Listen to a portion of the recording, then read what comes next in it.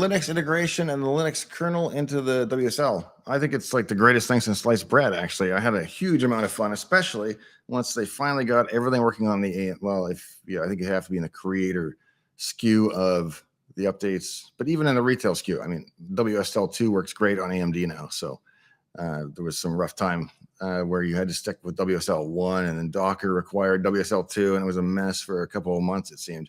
Or maybe I was just in a bad fork of the beta tree, but now it's working really well, and I enjoy it because you can basically set your shell to bash in Ubuntu. I say Ubuntu, and I don't think you would really have to fall back to the command shell if you really didn't want to. So the people that have a preference for Linux, in large part, what do you prefer? Because you've got the entire kernel and you've got every component there except run an X Windows. So it's kind of the best of both worlds is how I look at it.